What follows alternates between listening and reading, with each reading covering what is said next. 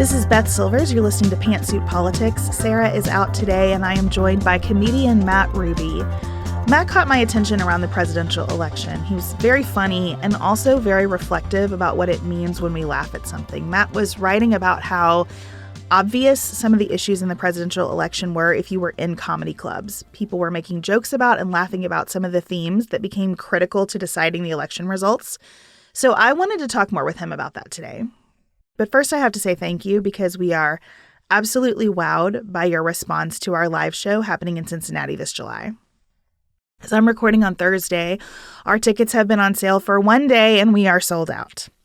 Now, if you are bummed by that news because you plan to come, there is a wait list, so you can go ahead and use the link in the show notes to get on that wait list. We also have partnered with Substack. Thank you so much to Substack for sponsoring a live stream. So we have virtual tickets on sale for just $25. Anyone can join us from anywhere. You can watch live or watch the replay when it works for you. And again, that link is in our show notes or at pantsuitpoliticsshow.com. This week, the news has been focused on our economic roller coaster. I like this summary from the Associated Press. President Trump delivered another jarring reversal in American trade policy Wednesday, suspending for 90 days import taxes he'd imposed barely 13 hours earlier on dozens of countries while escalating his trade war with China. The moves triggered a stock market rally on Wall Street, but left businesses, investors, and America's trading partners bewildered about what the president was attempting to achieve. Trump's U-turn came after he told us in all caps to be cool. It came after he told Republicans on Tuesday night that he knows what the hell he's doing. But apparently we were not all cool enough because on Wednesday he told reporters that people were jumping a little bit out of line. They were getting a little bit yippy. I'm not sure what that means, but here we are. And by Wednesday evening, members of the administration started saying that this was the plan all along. We are living the art of the deal. Lucky us. In the car this morning, my 14-year-old daughter, Jane, who is an avid New York Times reader, said, "Mom, I honestly think this is all kind of funny." And I did not react to that because the sinking value of stocks and bonds is a lot less funny when you're in your mid-40s than it used to be. But then she said, it's funny because it's so stupid. And I feel that. I've kind of been in the dumps this week for a bunch of reasons, and it has helped me to read tweets making fun of the tariff chaos. I can't even form words around so much that it's upsetting me, but then a joke will land it. Good comedy works because it's honest. It cuts through nonsense like this was the plan all along, and it provokes a genuine and healing reaction. It gets to the feeling. It's funny because it's so stupid, and that is the truth. So I'm so happy that comedian and writer Matt Ruby joined me to talk about comedy as a political bellwether, about the manosphere, and about how what we laugh tells us a lot about who we are and what we're worried about.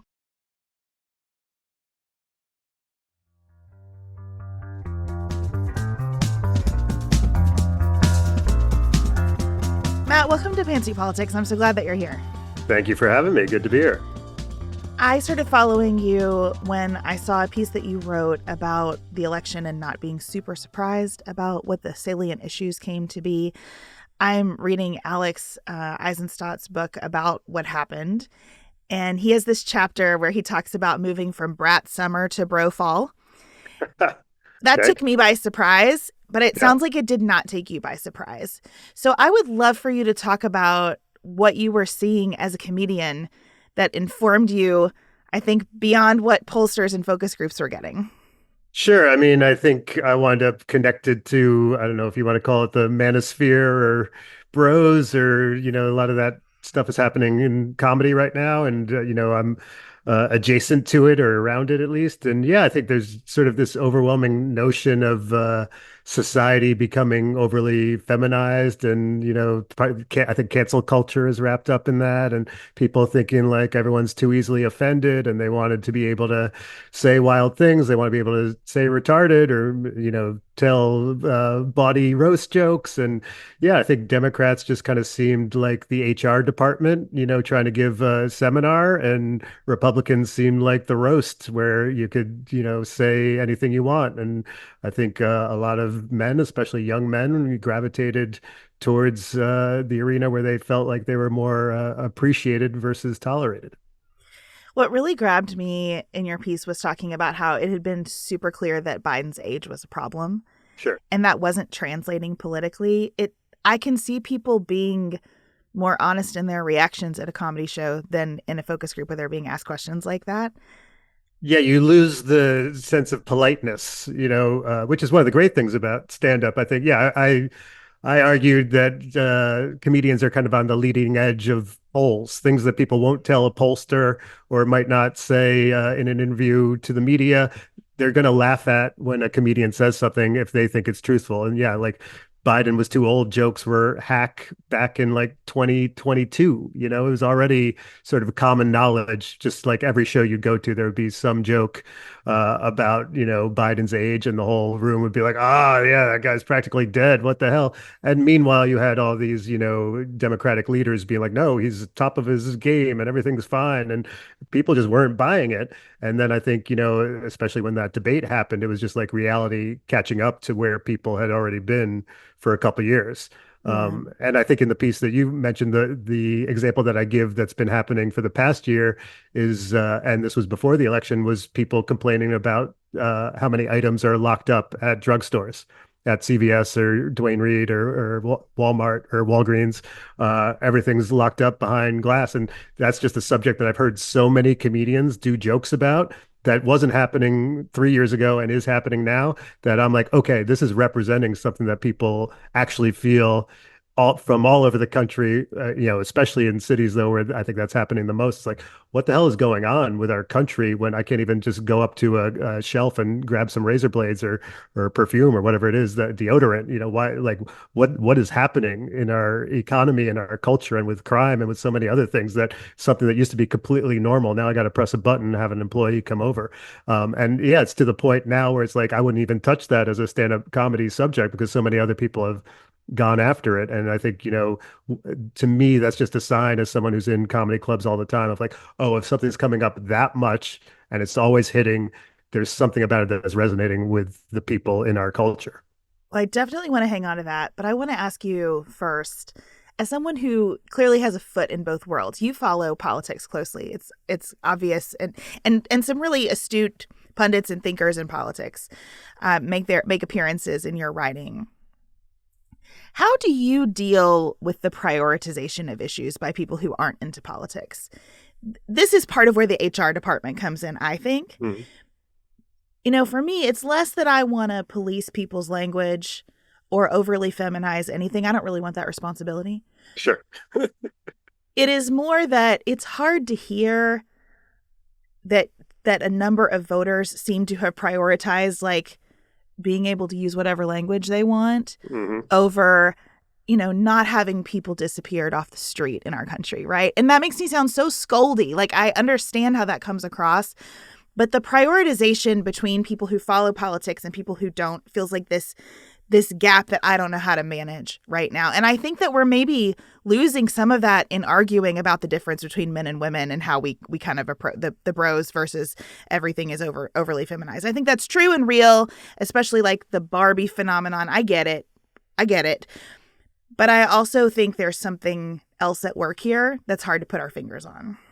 Well, just to defend my gender for at least a little moment, I also think a lot of that complaining that's going on around, feminization of culture or about like cancel culture is symptoms of a deeper problem, which is there's a masculinity crisis going on. And also just men are in trouble in general. And we're not talking about it that much because I think, especially like women are like, well, you know what, men have been oppressing us for so long, you know what, just shut up and take it. Or so, there's some sort of view maybe that it's a zero-sum game, that, women will get ahead and men will have to take a step back. But then when you look at like Richard Reeves' book, or Scott Galloway has talked a lot about this, about how much men are suffering right now. If you look at dropout rates from, high school or college, suicide rates, incarceration, unemployment, inability to find a partner. There's all these ways that men are really like struggling right now. And I think sometimes, the complaining about cancel culture or political things sometimes can be a manifestation of those deeper struggles. And I don't think we're having an honest conversation about it as a society. Maybe we're starting to a little bit more, but I think that's kind of at the root cause of a lot of this. And then as far as prioritizing, I certainly hear you on that. I mean, yeah, for me, my father was a prosecutor. And so for me, what's happening right now regarding like due process, people being disappeared off the streets without any sort of trial or a judge sending these people to El Salvador, weaponizing the Justice Department. I really admired, my dad was actually assistant DA and a U.S. attorney at the Southern District in New York, which is the office where six people resigned because they wouldn't do the Justice Department's bidding on the Eric Adams case. And I think the one guy who said like you'll find some fool or some coward who will do it for you, but it won't be me. Like to me, that was like, okay, this is the messaging that we need right now, Yeah. as opposed to these law firms and universities and tech companies who all just seem to be bending the knee. So yeah, but then to me, that is such a priority versus like people being like, well, I just want the price of eggs to come down. I'm like, look, if we just slip into authoritarianism, like the price of eggs is going to be the least of your problems. But I do think, as someone who that is my top priority, what I've noticed is not what other people's is. I don't think it's where society is at. We need like some sort of massive ethics class to teach people why due process is important, why checks and balances are important. But it's just not where people are. And I think you've got to go to where what people are feeling and where they're at, and start off by meeting them there, the things that they care about most. I think that's something that the left has kind of missed out on, or maybe sort of has had misplaced priorities on what they've been emphasizing, and how it's not been aligning with what people really care about the most. So I think you got to start with the things that people care about the most and what they're feeling, even if it doesn't represent your reality, and then work from there. I'm a big believer in things that I think have disappeared from our society, which is empathy, persuasion, and compromise. We're so into dunking on our opponents or viewing people as they're in that tribe and we're in this tribe and they're the enemy and we're the good guys. And I think sometimes that can be self-defeating. I mean, let's say your top priority is like protecting marginalized people. Well, if you keep losing elections, how good a job are you going to be doing at protecting marginalized people then? So you've got to go out and figure out how to win elections, and how to combat what's happening in our country right now. And that might mean putting the things that you care about most a little bit on the back burner and focusing on the things that like are actually most resonant in society right now. 100%. And one of the things that I'm trying to really take a note from this election on is like not protecting anyone, like more standing with instead of standing in front of, or that HR department really resonates with me, not only because I have a background in HR, but like I think that's right. It gets scoldy. Sometimes I feel a lot of pressure to be almost preachy. I don't want to be any of those things. I don't want that pressure. This is something that I worry about. Sarah and I have had Richard Reeves on. We talk about the masculinity crisis quite a bit. She has 3 sons, so she cares a lot about this. And I kind of don't know how to be anymore. I think women are getting lost here too. Sure. There are so many men in my life who I adore, admire, respect. Almost all of my mentors, with a few exceptions, a few very notable exceptions, have been men. And so I think that when I become aware of something like the masculinity crisis, and when I hear what you're saying, which I believe is true, that the cancel culture is the easy way to talk about the harder thing that's going on. Yeah, that's a good way to put it. I don't know where my place is in that conversation, because I don't think it's to fix it or to protect men. I think that's part of the problem, maybe, that if we think things are overly feminized, maybe I'm stepping forward too far. So I think a lot of us are just like, I don't know how to be around any of this anymore. Well, I mean, I think what everyone really wants, at first at least, is to feel seen, Yeah. and to feel heard and acknowledged. So maybe like initial step would, and I would say this to men dealing with, issues that women are having and complaining about, is like, well, like, acknowledge them, like try your best to understand and empathize, and at least say, I hear you. I mean, this goes into, sort of couples counseling type talk of like, the first thing you got to do is like agree on a shared reality. And then instead of making I statements, just being like, okay, well, I hear you saying this. Is that right? And starting from there. But that's a little bit hazy and ambiguous. I mean, I think not demonizing the other side as the enemy is something that I would like to see everyone on every side doing right now. I just feel like I don't understand how our society continues if we've decided everyone who disagrees with us is like a villain, threatening the destruction of our entire society. It's like and I think maybe I feel this way. Like my dad was very much like right wing Republican, like back in the Reagan days, so it was a different flavor, but very much like a John Wayne loving, kind of conservative. And my mom was a super liberal bohemian hippie who was a poet and very into the avant-garde and the counterculture. And so I grew up having those two different poles in my home, which, maybe gave me a little bit of a civil war in my own head and my own thoughts, but I think was also healthy on some level of like, hey, we should be able to disagree, but still have conversations and be respectful and be able to love each other and realize like, hey, everyone kind of wants the same things in the end. But I feel like that's just getting lost right now in this sort of sea of hatred because it feels good. It gets more clicks, it gets more engagement to have conflict and to view the other side as the enemy and to have heroes and villains. So I guess maybe like if I had some advice for us as a society would be like try to escape that narrative of like, we're Luke Skywalker and they're Darth Vader, because I feel like that just puts us in this loop of like, okay, well then as soon as they get in charge, they're going to flip it on us and then vice versa. And we're just going to wind up in this cycle of hate that never ends. So I don't know if that's a satisfying answer, but that's kind of where I'm at with things of like, okay, can we try to find the people who are calling balls and strikes and who are being fair and who aren't tribalists and support them. And for me in my own, work of, what I'm writing or what I'm talking about on stage, trying to like exemplify that and, even just calling bullshit on both sides where I see it, as opposed to just trying to fit into one sort of simple flavor, which can be challenging right now. It's much easier to be like, hey, this is the tribe. I follow the talking points that I'm supposed to say, and then all in my comment section is filled with people telling me how right I am. And it's like, it's very seductive and it's an easier way to monetize and to get engagement. So it's kind of like looking beyond that for sort of a more depthful truth and being willing to like, see that there's pros and cons on both sides of most issues. I think that's part of why I'm really trying to think about spending more time outside of politics in every aspect of my life. And this Sure. is what I think comedy does in such an interesting way. So we've just had this conversation about empathy and respect for each other.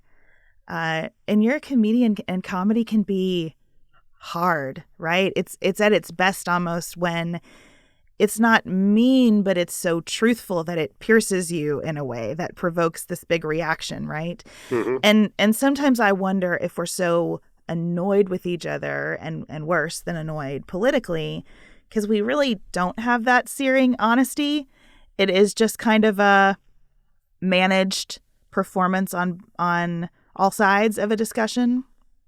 Yeah. So, I've been listening to more Joe Rogan and stuff, just trying to see like what is working out there for people who don't love politics, Hmm.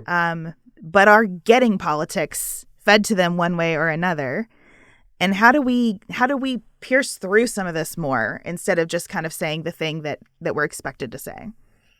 Yeah, I mean, I agree. Politics is boring. I majored in political science and I've been interested in it my whole life, but also it's like I don't think everyone should be into politics. It's like a really like lame filter for viewing everything in life. Like I'm with you. Go out and go to a comedy show or go dancing or sing in a choir or do like so many other things that are a better use of most people's lives.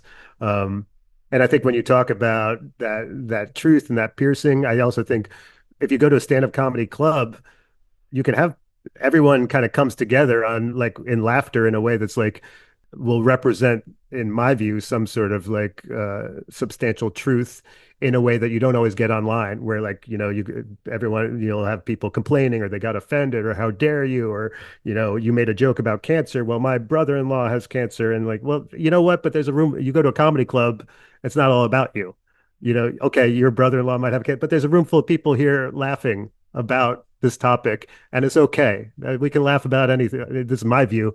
Anything should be fair game. You should, as long as you got a good punchline and there's like a interesting and surprising point of view there. Like, why wouldn't you be able to talk about anything?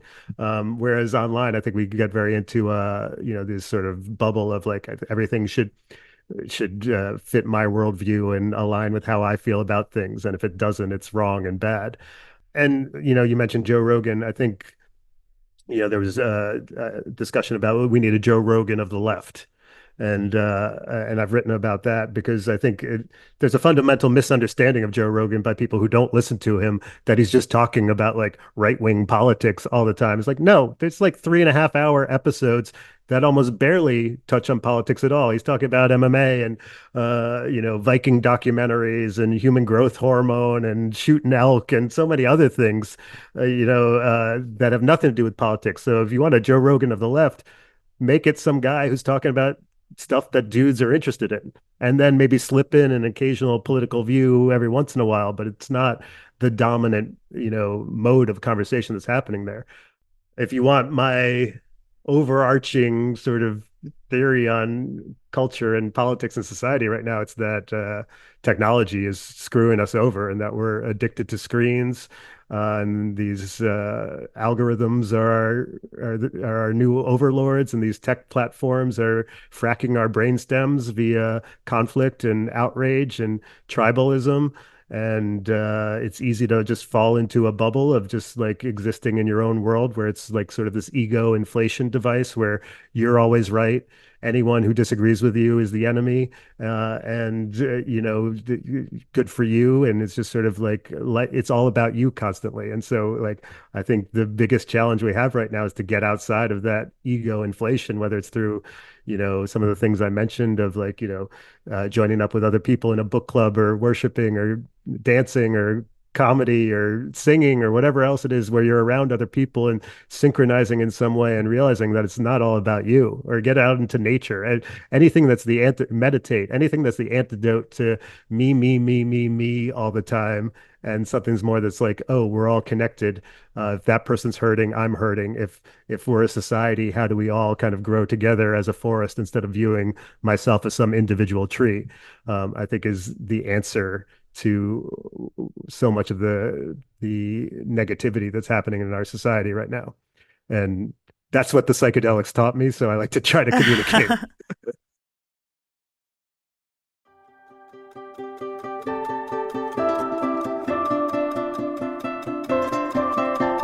I wonder if all of that technology and that sort of myopia that we have going makes it harder for you as a performer to have those moments of piercing honesty on stage. Do you feel like you have to go harder than you would have in the past, or in a different direction? Or like, what is it like to try to get people to feel something in this time when we're pretty numbed out by all the things that are trying to get us to feel? Sure. I mean, one of the holy things about a comedy club is you have to put your phone away. Like, so even that, here's an hour and a half where you're going to, at some clubs, they actually take your phone and put it into a pouch and you can't even look at it. Like, that in and of itself makes the comedy club feel like kind of a sacred space in our Mm-hmm. society right now, where look at us. It's a room full of people. None of us are on our phones and we're all paying attention to the same thing and trying to process it. That in itself is like the solution to so much of the problems that we're experiencing as a society, Yeah, right now. I want Pam from the White Lotus everywhere, just outside every event, being like, I'll just have your phones right here. Get them Totally. back Well, when we're done. it's happening at a lot of shows now, which is great.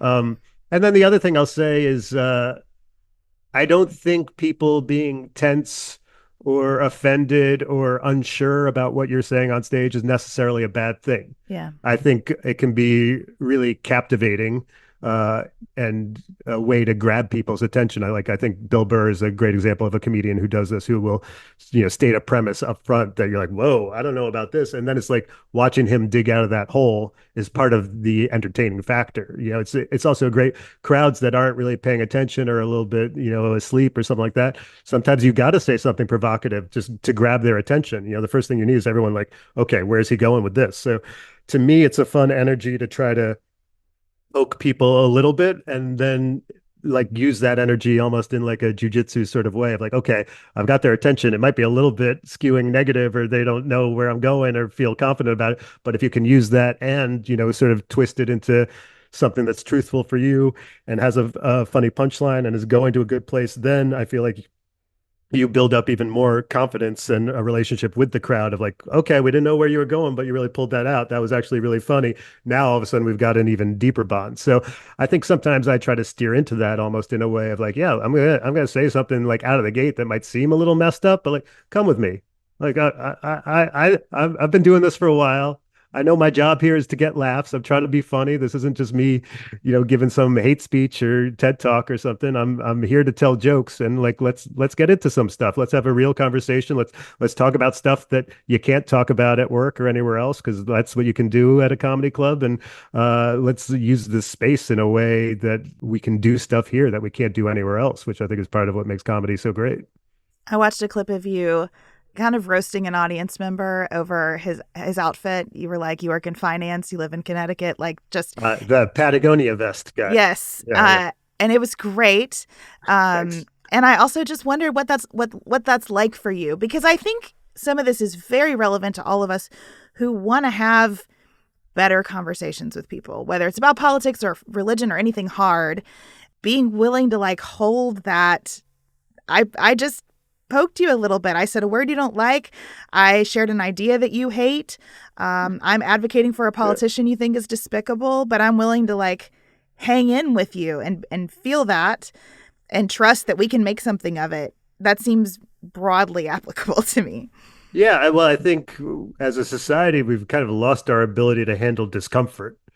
Again, this goes back to like what phones and technology have done to us is like we live in this constant sort of like Prozac state of like nothing is that high, but nothing's that low either. We're always just sort of baseline, like, okay, I'm in my safe zone. And yeah, I think the comedy club stage is a place where you might get a little uncomfortable or things might be awkward and you might face rejection, like not just one person rejecting you, but an entire room rejecting you of being like, yeah, we don't like what you're saying right now. And also that means we kind of don't like you and you just got to sit in it. But what you realize after years of doing that is like, okay, this is like you still get to go home and go to sleep. They're not really like, they might be staring daggers at you, but they're not actually stabbing you. There's no what's really happening here, especially if your intentions are to like get laughs or say something interesting. It's like, hey, all right, look, I'm trying to be funny here. You guys, it didn't work out well this night, but and this is also, it's like, doesn't matter how long you've been doing stand up or how great you are, you're still going to have those nights every once in a while. So you just sort of take it the same way, like even the best, baseball player is going to, fail at his job 70% of the time. And, that's just part of the deal. So I think something in general that people could work on is like handling awkwardness and even rejection better and just embracing it as like part of what happens in life, I would tie this into, dating apps taking over, how people are meeting and now men don't even approach women, out in the wild hardly ever anymore. And, and everyone seems to be fairly dissatisfied with that, overall. Yet I think there's just like a real fear of like rejection or like what if I go up to this person and say something and they're not into it? It's like that's fine. This is how society worked for thousands of years and it was okay. And like only recently have we become so sort of obsessed with never feeling discomfort in any way that I think it's kind of holding us back. Yeah, and I wonder what that is, because there's a part of me that completely agrees, and there's another voice in my head that's like, but man, we're uncomfortable with everything all the time because we're inundated with how terrible things are, right? Like we're aware of suffering on a scale that's new for us. So have we just been hit, a metaphor I've used before is like, have we just been hit by an asteroid the way the dinosaurs did and we haven't figured out how to adapt yet? Yeah, I think the internet was, it's going to be one of those like printing press, esque technologies that will be like, wow, this is like a huge game changer for all of society. But I'd also like to sort of gently push back on like, yeah, we are aware of so much suffering that we weren't aware of before, but how much is that clouding over that we're the luckiest people who have ever lived in Yeah, the history of the planet. Like if you could get in a time machine and go back to, some random place and time in the past, would you do it? And my advice to you would be like, hell no, don't right. do it, because there's nowhere you're going to go where you're going to be happier about what's happening than right here, right now. And like we are so lucky and so fortunate, and we have so little gratitude for it that I wonder sometimes if we're being fed these algorithmic, sort of avalanche of rage and suffering and conflict, that we're losing sight of the fact of how lucky we are, and we're not celebrating that. We don't experience gratitude. We're not thankful because everything feels like it's terrible and going off the rails all the time. But I go back to like, yeah, I get it. It's like we wish it was this way, and it seems like it's that way. But also, in the big scheme of things, let's keep things in perspective, which I think is a really challenging thing for us to do right now. I have a 14-year-old and almost 9-year-old daughter, and whenever they kind of spiral with me about what's happening in the world, they're big on World War III. I feel like at school World War III gets discussed a lot. But whenever they say that, I tell them, "Listen, this is the best time. In earlier versions of history, all three of us would be burned as witches because we're kind of smart and interested in interesting things, you know? Yeah, yeah. So we're going to be okay." I guess what I wonder is like how we process all of that suffering at scale that we're aware of before, holding it alongside the fact that this is the best time ever to be alive, and then also be willing to be with the suffering that's right in front of us. Because I think that's the difficulty. You kind of go, well, you know, my neighbor just had surgery, but like thousands of people are dying in Ukraine and in Gaza. Hmm. And so we're not present with what's just right here that we could influence more. Um, No, I agree. because our heart is like in a million tiny pieces all over the world. Yeah, I think that's well said. I think, yeah, our brains are not able to scale the way our technology scales. Like, I think we've got this massive data bandwidth, but we don't have the emotional bandwidth to keep up with it. Yeah. So we're aware of so much death and destruction and suffering that's going on in so many places far away that we used to never even know about, but I think maybe the solution is baked into that too, of like to focus on the local, to instead of try to absorb everything that's going bad everywhere, to be like, oh, is your neighbor just had surgery? Well, like, can you bring them a home cooked meal, or can you do something nice for that? Can you mow their lawn while they're recovering? Is there something that you can do just for the people nearby you? Is there a way to get into a room with your neighbors or your community, or people who enjoy the same things as you, and just sort of connect on that wavelength, instead of being drowned by this sort of sea of everything that's going wrong everywhere, which, yeah, at that point then you can just get overwhelmed and feel like helpless. So I want to go back to this idea of comedy as sort of harbinger. What are people laughing and talking about now? We're well post election. Joe Biden has moved on. We're in this weird first 100 days that feels like drinking from a fire hose with the Trump administration. But what is out there that you think this is going to be the next thing, and this is what the people who are going to come next need to be attuned to? I mean, I'm a technology, and with AI coming in and what that's going to do to our society and jobs and art and things, I think is the next thing that, like, as a society, we're all going to have to process and handle. I don't think we're completely there yet, but I mean, I think it was tweet or somewhere that I saw that stuck with me, is like, I don't want AI to make art so I can spend all my time doing dishes in the laundry. I want Yeah. AI to do the dishes in the laundry so I can make art. And I think that to me kind of touched on how all this AI stuff is coming, and how much it's like it's going to change everything. And I think that might be good for these tech companies, but I think normal people, like, yeah, I don't know that I want it to. Like, what's it going to do? How is this going to make my life better? Because it seems just like it might destroy the world. Uh, uh, like 20% chance is going to destroy the world, 50% chance is going to steal my job, and 80% chance is going to be complicated and something I don't understand. And I think there's a lot of like fear and just sort of like what the hell is going to happen there. So I think that's a big thing. I think what's happening with this administration right now, I just feel like everyone's still processing it. I mean, to me, it was like clear from the period between election day and inauguration day was this little honeymoon period where everyone got to pretend it was going to be something it wasn't. And I was sitting there just like being like, you got to be kidding me. Are we really all pretending like we don't know what's going to happen?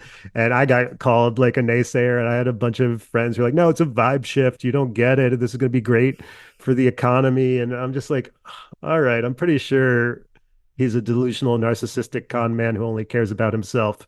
And my only evidence is his entire goddamn life. And like I can't like he's not a great businessman. He's a reality TV show host. He's a great negotiator. He's not a great negotiator. Hey, he wrote the art of the deal. He didn't write the art of the deal. Like it's all a con all the way down. And like I guess just on some level, I thought it would take longer for the vibe to reshift.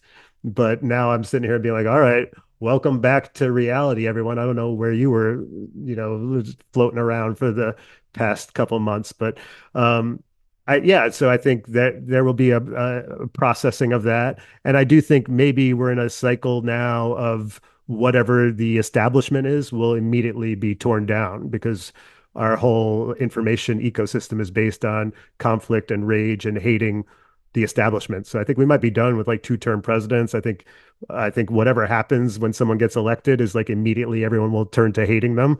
And I think that might just be the cycle that we're in moving forward of like, whoever's in charge will not be trusted and will be the enemy. And then we'll just keep, shuffling new people in and then we'll have a new person to tear down. Not a And new dynamic in human history, but like happening faster. yeah. Well, I mean, we used to have two-term presidents, and so that's to me that's like a signal shift of like, oh, how quickly this went from honeymoon to frustration to Yeah. fury is like this massive acceleration that we didn't used to have. Um, and I mean, he's obviously a special character, but like, I wonder if that's just our new reality that like we just kind of hate on everything. I want to go back to that AI tweet because I think about that tweet all the time Yeah, myself. And then I also wonder if I'm not doing the dishes in the laundry, can I make art? Like how important are these tangible, grueling human experiences to creating interesting things? But that kind of takes me back to comedy because I wonder when you think about technology and what's coming, are we ready to laugh about that yet? Are there ever subjects that you're like, this I feel coming, but people aren't ready to laugh about it yet? It feels like there's a sweet spot maybe where you're ahead of the sure. think pieces but not too far ahead of what people can really process in their bodies the way that you have to process something that's funny.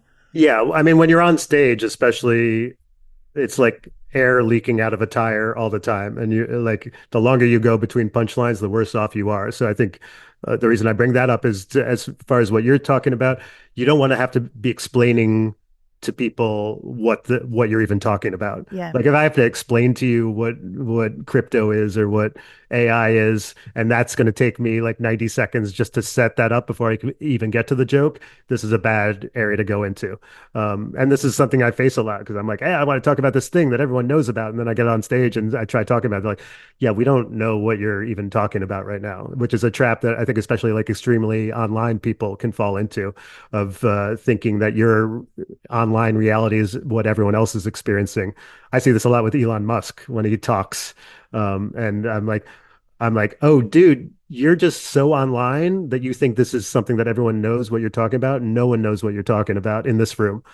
So to get back to your question, I do think, yeah, you need to meet people where they're at, and like you can't be talking about a bunch of stuff that people have never heard of, or is just for people who listen to like the Ezra Klein podcast all the time or something like that. So yeah, it's part of what I love about stand up too is like I think it's very easy online to get into some wonky territory or just, read the right Substacks and listen to the right podcasts and be like, well, this is what's happening in with society right now. It's like, no, I go on stage and I'm talking to real people like all over the country and like a lot of times they don't even know about any of that.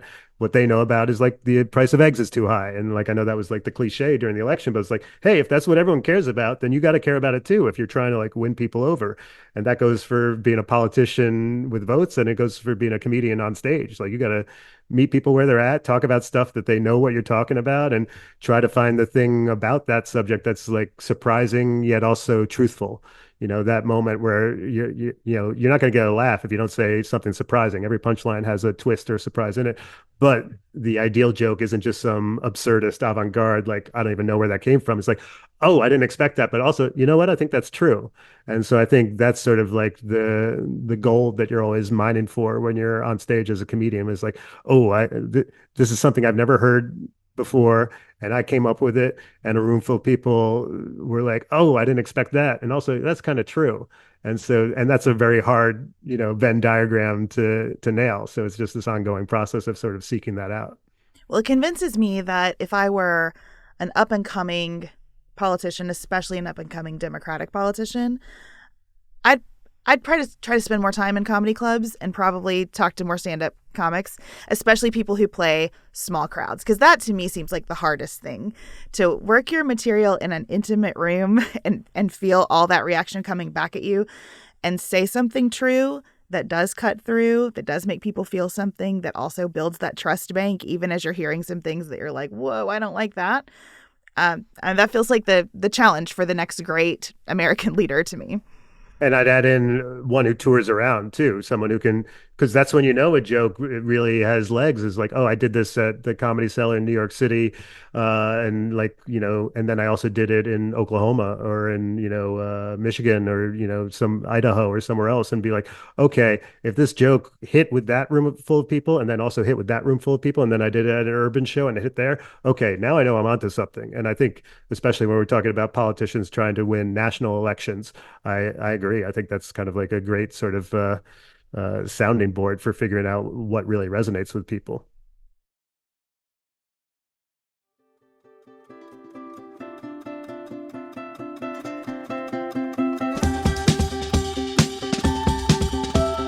Well, in keeping with the idea that we don't take anything too seriously and we try to like have some levity and Sure. some perspective, Sarah and I always end our episodes talking about something outside of politics. And I just felt that you dropped a very spicy take about nachos not being all that they're cracked up to be, and I'd like to hear more about it. Sure, sure. Well, yeah, I published a piece at my Substack, mattruby.substack.com, if you're interested, about the most overrated foods in our society.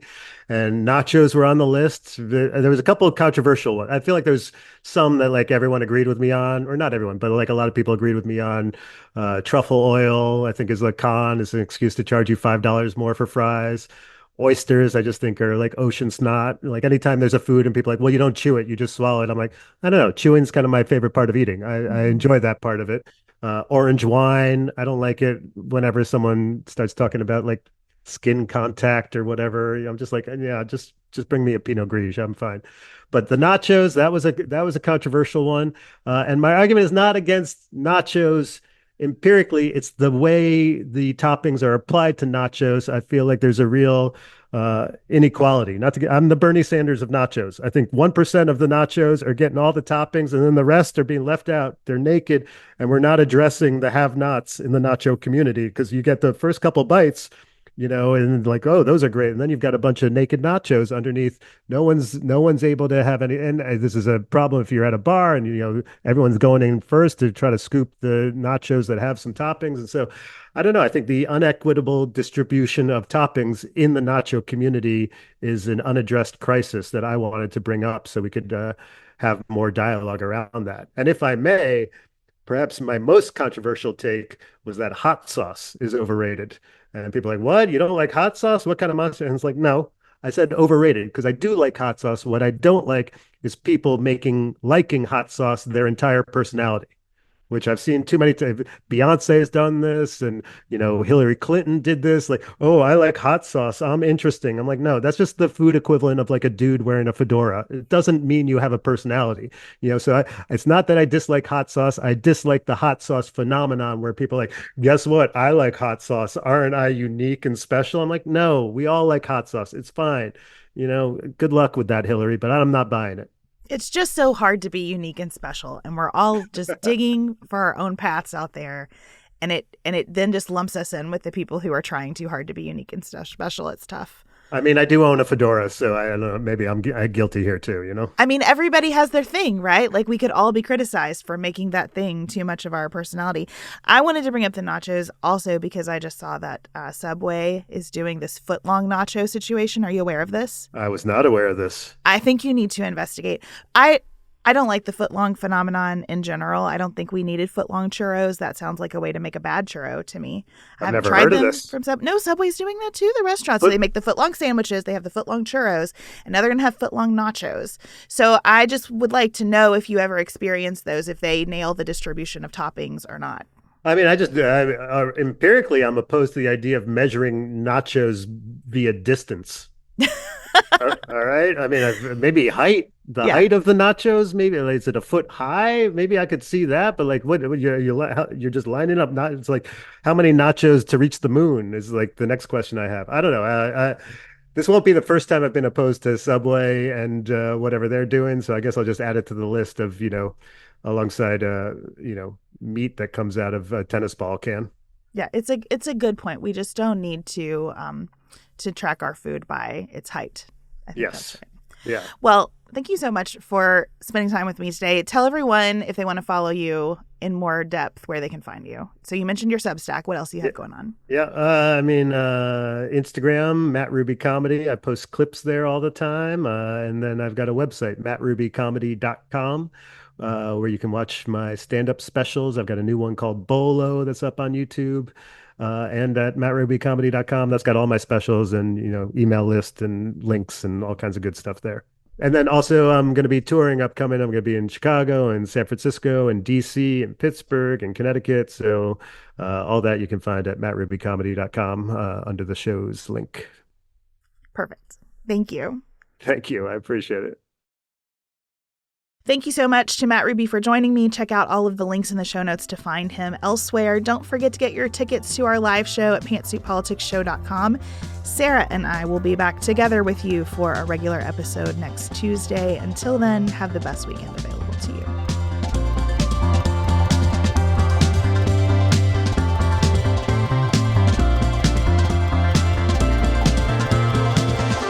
Pantsuit Politics is produced by Studio D Podcast Production. Elise Knapp is our managing director. Maggie Penton is our director of community engagement. Xander Singh is the composer of our theme music with inspiration from original work by Dante Lima. Our show is listener supported. Special thanks to our executive producers: Stephanie Elms, Sasha Egolf, the Villanueva family, the Bookshelf on Church in Kilmarnock, Virginia, Lindsay Sauer, Laura Martin, Kristen Wendell, Christina Werner, Kristen Heidinger, Kimberly Ludwig, Julie Huff, Jill Biziano, Jessica Borrow, Jan Feltz, Jackie Franklin Earp, Heather Ericacy, the Charney family, Gabrielle McDonald and Wren, Ellen Burns, Connie Perchetti, Christian Campbell, Beth Loy, Ashley Terry, Anya Binsaka, Amy and Derek Starr Redwine, Carla Hegemeister, Emily Ho, Emily Grover Kopek, Christy Johnson, Sharice Winter, Ashley Kennedy, Mark and Rachel Redman, Chelsea Garter, Christy Matthews, Ellen Scott and Karen Shoebottom, Jay Simmons, Jeff Davis, Kathleen Gallant, Michelle Wood, Nicole Berkless, Norma Starry, Paula Brimmer, Sarah Little, Vicki Jackman, Will and Jess Conway.